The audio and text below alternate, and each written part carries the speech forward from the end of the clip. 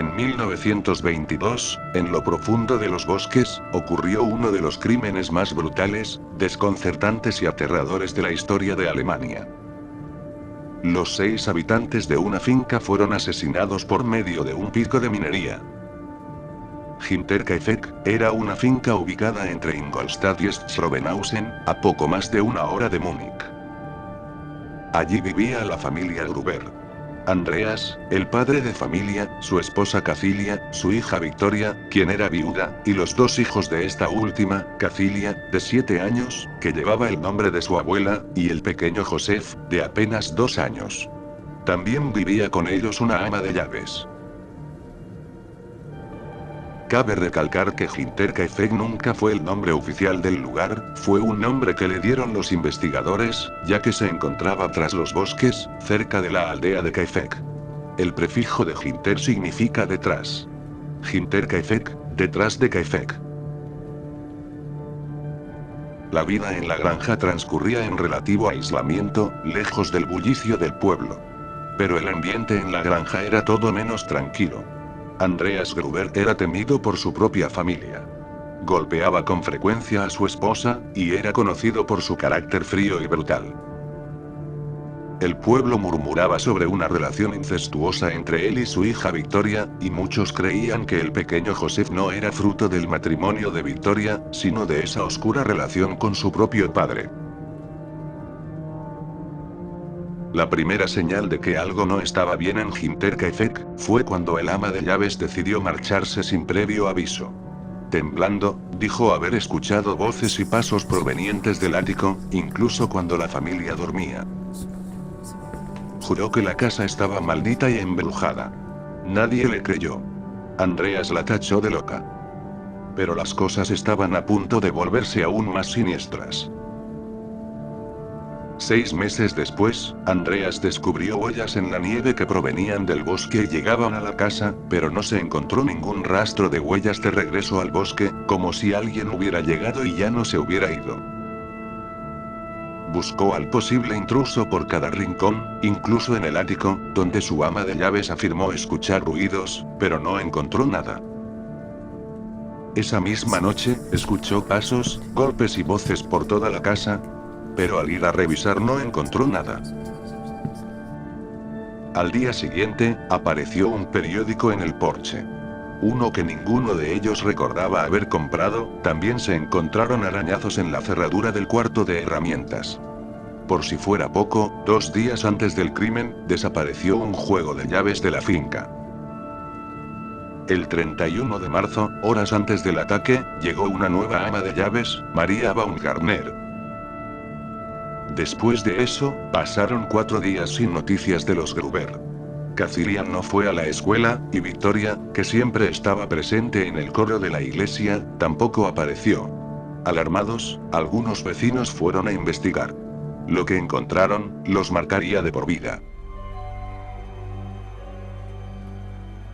En el granero, los cuerpos de Andreas, Cacilia, Victoria y la pequeña Cacilia yacían apilados, cubiertos con heno y sangre. Dentro de la casa, el niño Josef había sido asesinado en su cuna, y la nueva ama de llaves, en su cama. Los 6 habían muerto a golpes, todos con una herramienta, un pico. No se sabe qué pasó exactamente ese viernes por la noche, pero se especula que Andreas, su esposa, su hija y su nieta, fueron atraídos al granero uno por uno, en donde finalmente fueron asesinados. Después el asesino se dirigió a la casa, donde acabó con la vida de Josef, que estaba en su cuna, y después fue por el ama de llaves. Al día siguiente, el doctor Johann Baptist realizó las autopsias preliminares en el granero. Se reveló que las víctimas murieron por traumatismo craneoencefálico causado por un pico. Esto sucedió entre la noche del 31 de marzo y la madrugada del 1 de abril. Los cadáveres fueron decapitados y las cabezas enviadas a Múnich para ser examinadas. La autopsia reveló detalles aún más perturbadores. Victoria había sido estrangulada antes de morir. Se cree que todas las víctimas murieron al instante a excepción de una. La pequeña Cacilia sobrevivió por horas tras el ataque, se arrancó mechones de cabello con sus propias manos por razones desconocidas. Los cuerpos habían sido cuidadosamente cubiertos, los del granero con heno, y en la casa, el ama de llaves con una sábana y el pequeño Joseph con una falda de su madre, como si fuera parte de un macabro ritual.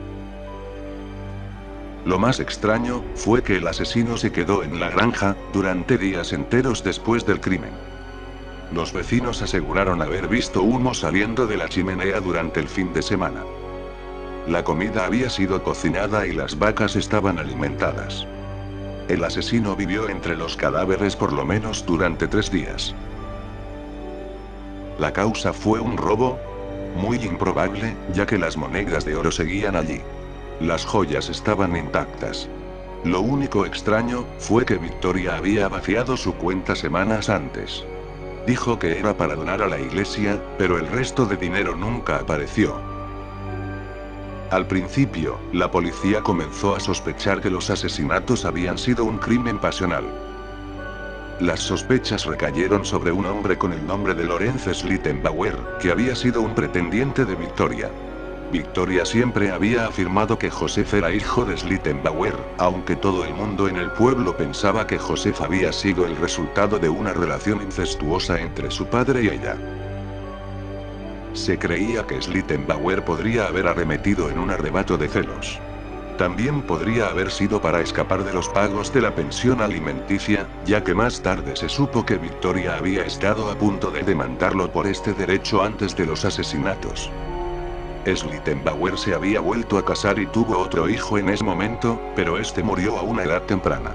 Tener que pagar por un niño cuya paternidad dudaba, mientras lidiaba con la pérdida de su propio hijo, pudo haber sido un detonante. Durante la inspección de la escena del crimen, el perro de la familia ladró con furia al verlo, y Schlittenbauer fue uno de los pocos que mostró una extraña indiferencia ante la visión de los cuerpos.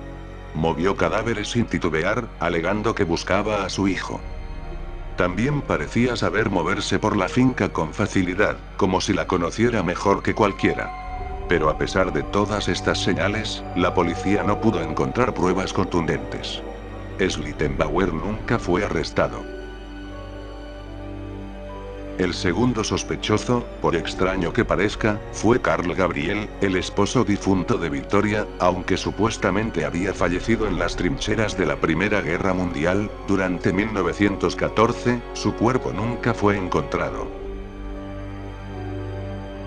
Por esta razón se creyó que pudo haber regresado por su esposa y al verla en una relación con Schlittenbauer, cometió los asesinatos en el marco de crimen pasional. Esta teoría tomó fuerzas tiempo después, ya que 2 personas aseguraron que conocieron a un soldado ruso después de la Segunda Guerra Mundial. Este afirmaba ser el asesino de Hinterkaifeck. Se especuló que fingió su muerte para dejar a su esposa, pero luego decidió regresar a casa. No obstante, la mayoría de sus camaradas dijeron haberlo visto morir en batalla y esos informes fueron tomados como verdaderos por la policía. Otro sospechoso fue Josep Bart, también conocido como el panadero loco, quien huyó de una clínica mental ese año y tenía antecedentes de asesinato. Muchos testigos dijeron haberlo visto merodeando la zona por días, pero la policía nunca pudo encontrarlo. A pesar de los esfuerzos y de las investigaciones, nunca dieron con el responsable de este crimen tan atroz. Tiempo después, en 1999, una mujer aseguró que su expatrón tenía conocimiento de los crímenes, pero al no haber ningún sospechoso con vida, el aporte de la mujer no llegó a nada. Por último, en 2007, se asumió la tarea de investigar el caso con técnicas forenses modernas. Pero se llegó a la conclusión de que era un crimen imposible de resolver, debido al paso del tiempo, el mal manejo de pruebas en su momento y evidencias perdidas. Sin embargo, y a pesar de todo, los forenses dieron con un principal sospechoso, pero decidieron no hacerlo público por respeto a los familiares que aún viven.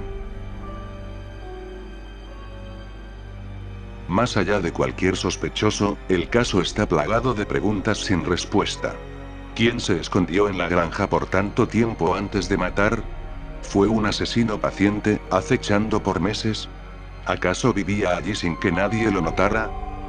Son respuestas que seguramente nunca sepamos. Los cadáveres fueron enterrados en Eindhoven, sin sus cabezas, ya que después de la investigación jamás regresaron. Se perdieron, probablemente durante la Segunda Guerra Mundial. Un monumento recuerda hoy a los 6 miembros de la familia asesinada. La granja fue demolida en 1923. Ahora solo queda el monumento, y el recuerdo de un misterio que se niega a morir. Un crimen sin culpables. Una verdad enterrada entre árboles y escombros. Un misterio, que se fue con ellos a la tumba. Si te ha gustado este video, no olvides suscribirte, dar like y activar la campanita. Nos vemos en la próxima.